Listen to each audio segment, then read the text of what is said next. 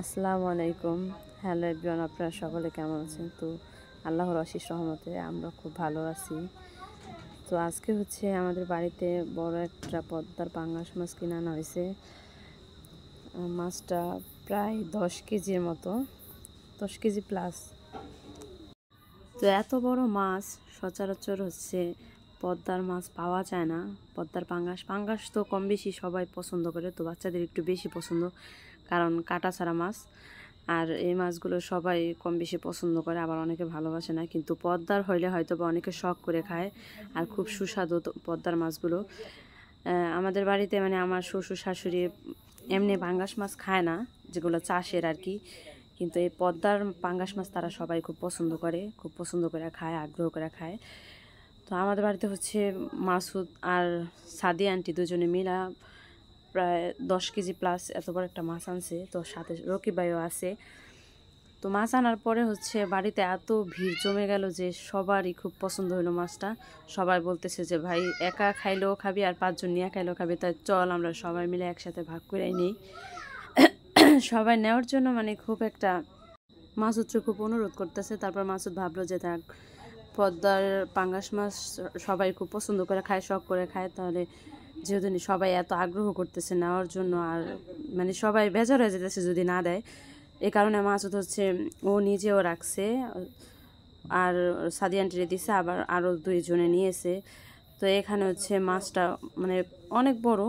আমাদের বাড়িতে ওই রকমভাবে কেউ এমন মাছটা মানে কাটতে সাহস পেতেছে না। তারপর হচ্ছে মিজান মামা আবার ছিল। মিজান মামা মাছটা দেখছে যখন, তখন সে বলতেছে যে মাসুদ, মাছ কিন্তু আমার ছাড়া তোরা খাইতে পারবি না, তো মাছ আমার কীভাবে দিতে হইব বল। তো সে আবার আসছে, মাছের সাথে সাথে আমাদের বাড়িতে আসছে। আসার পরে সে বলতেছে যে মাছটা তো আর তোরা কাটতে পারবি না, তাহলে দে বটিটা একটু ধার করে দে, আমি আর আফাই দুজনে মিলে কাটি। তো এদিকে সবাই আবার উৎসাহ দিতেছে, আচ্ছা ঠিক আছে মিজান, তাহলে তুমিই কাটো। তো মামা নিয়ে ওদিকে দেখতেছে, আর সাদি আন্টি ওরা সবাই আসছে দেখার জন্য মাছটা। মিজান মামায় মানে ভাবতেছে যে কিভাবে কাটা যায়। তো মিজান মামা আর হচ্ছে আম্মা দুজনে মিলে হয়েছে মাছটা কাটছে। মাছটা হচ্ছে কাটার পরে মানে যেগুলো ফালানো দরকার, আতুরি তারপরে হচ্ছে কাটা, এগুলো ফালানোর পরেও 9 কেজি হচ্ছে টিকছে। তো ওই 9 কেজি 9টা ভাগই করা হয়েছে, কারণ যেহেতু এক একজনে নিতে চাইছে, তো ভাগ তো 9টাই করতে হবে। তারপর হচ্ছে মাছটা 9 ভাগ করছে। 9 ভাগ করার পরে রকিব ভাই নিছে, তারপরে আরও কয়েকজনে নিল। আর মাছও তো হচ্ছে 3 ভাগের মতো মাছুদ রাখছে, আর সাদি আন্টিকেও 3 ভাগ দিছে। 6 ভাগ হচ্ছে তারা 2জন রাখছে, আর বাকিগুলো ভাগ করে দিছে সবার মাঝে, যারা যারা নেবে আর কি। তো মাছটা হচ্ছে ওই আমার বড় চাচা শ্বশুর আছে এখানে, তো সে হচ্ছে ভাগ করতেছে। তো আপনাদের আরও কয়েকটা কথা বলার ছিল, সেটা হচ্ছে যে আমাদের বাড়িতে হচ্ছে নদী ভাঙার কারণে সব কিছু খুব এলোমেলো অবস্থা। তো আপনারা কেউ আমাদের বাড়ির পরিবেশ নিয়ে মানে বাজে কমেন্ট করেন না, বাজে মন্তব্য করেন না, দয়া করে অনুরোধ করে বলতেছি।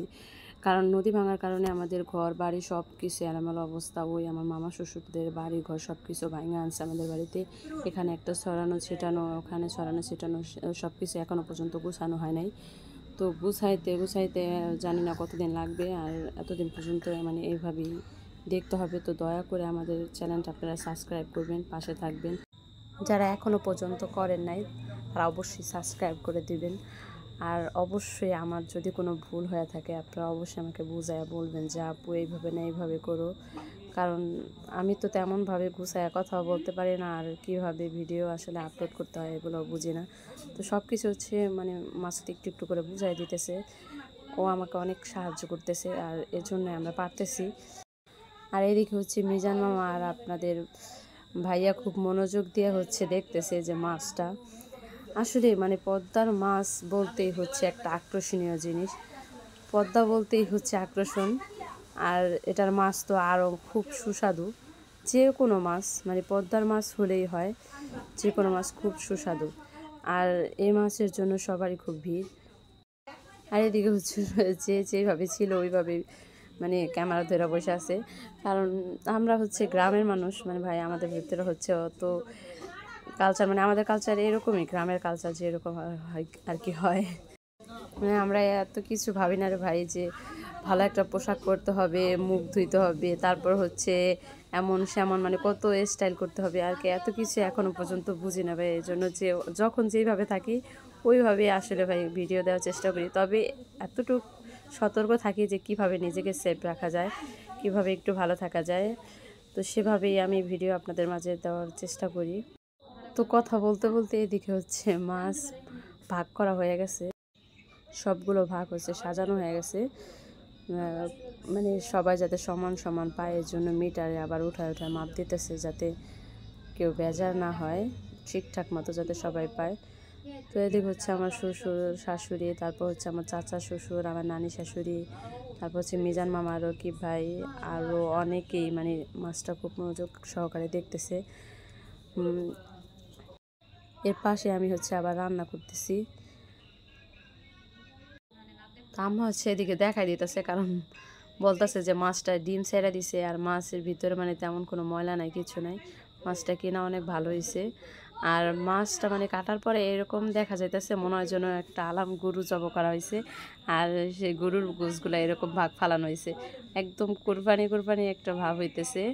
তো সবাই হচ্ছে মনোযোগ সহকারে দেখতেছে, আর এদিকে মাইপা মাইপা হচ্ছে নিতেছে, বা সবাই যে যে নিবে তাদেরকে ভাগ করে দিতেছে। আমার ছেলে মেয়ে আমাদের বাড়ির সবাই মানে পাঙ্গাস মাছ খুব পছন্দ করে। আর এদিকে হচ্ছে মিজান মামা চলে যাইতেছে, তার মাছ না শেষ। তো সাদিয়া আন্টি হচ্ছে ব্যস্ততা থাকার কারণে মানে সে আসতে পারে না, এমনি প্রথম এসে মাছটা দেখে চলে গেছে। আর এদিকে হচ্ছে আমি লাউ কাটতেছি, লাউটা মানে এত ভালো যে একবার পুরা কচি। তো লাউ ভাজি করতেছি আর হচ্ছে ভাত বসাইছি, আর এদিকে মাছ রান্না করার জন্য সব কিছু গুছাই গাছাই রাখছি, কী কী মশলা দিয়ে মাছ রান্না করবো। ভাতও বলক চলে আসছে। এদিকে হচ্ছে আমার ছেলে মেয়ে মানে মাছ দেখতেছে আর আনন্দে আছে যে কত বড় মাছ আনছে চাচ্ছু। তো ভাজিটা কাটা শেষ, পেঁয়াজ কাটা শেষ, এদিকে যা যা লাগবে আমার মাছ রান্না করতে সব কিছু রেডি করা হয়ে গেছে। মাছ হচ্ছে টমেটো দিয়ে ভুনা করব, আর এদিকে ভাজিটাও হয়ে গেছে।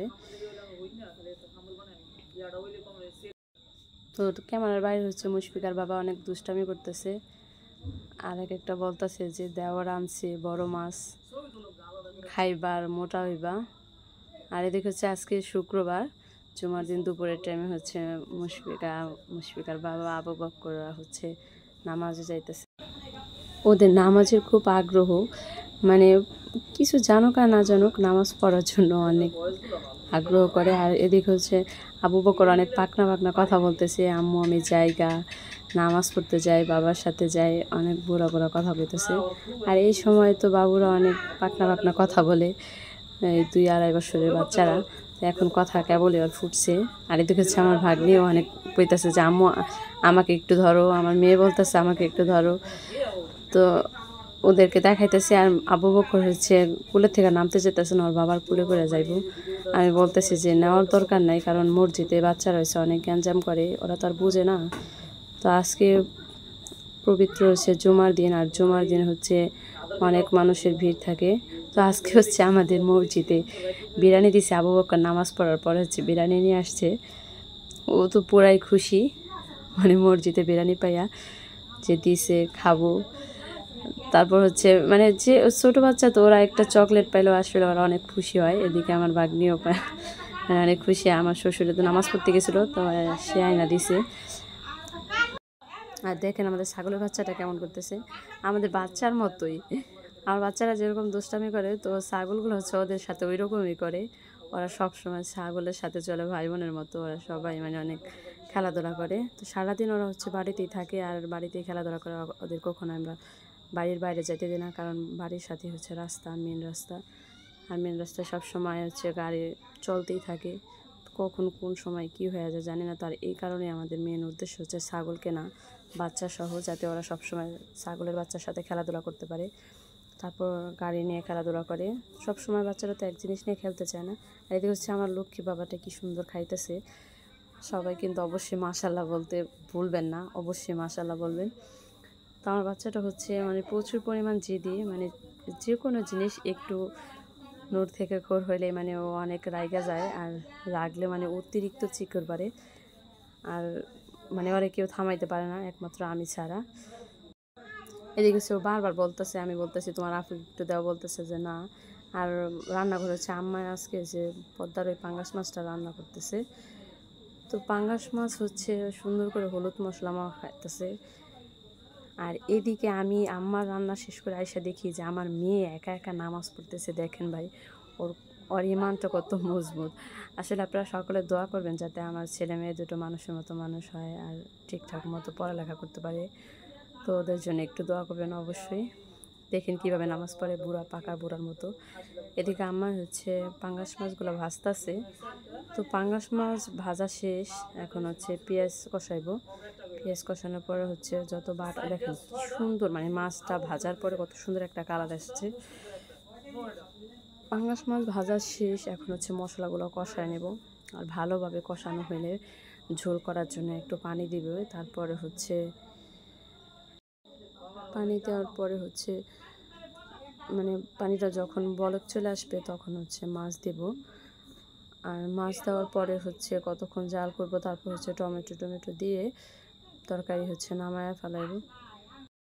আমার হচ্ছে রান্নাঘরে মাছ রান্না করতে বসায়, আমি হচ্ছে গোসল করতে গেছি, কারণ দুপুর হয়ে গেছে, আজান দিয়ে ফেলাইছে। তো জুমার দিন নামাজ তো অবশ্যই পড়তে হবে। আমি এমনিও সচরাচর মানে নামাজ কখনো কাজা করি না, অবশ্যই সবসময় চেষ্টা করি কোনো সমস্যা ছাড়া মানে নামাজ কখনো কাজা করি না, নামাজ পড়া সবসময়। তো এদিক হচ্ছে তরকারি রান্না করা শেষ, আমার গোসল টোসল করতে করতে আব্বাকে খাবার দিয়ে ফেলাইছে আম্মাই। আমি গোসল করছি, নামাজ পড়ছি, ফ্রেশ ট্রেশ হয়ে তারপরে দেখি যে আব্বাই খাইতে বসছে, আম্মাই খাবার দিছে রান্না শেষে। তো আব্বা হচ্ছে খাইতেছে, আব্বা সবসময় নামাজ পড়ে খাইতে বসে, কারণ সে সকালবেলার খাবার যখনই খাক না কেন, মানে দুপুরে নামাজের পরে আমি সাথে সাথে আমার শ্বশুরকে খাবার দিই।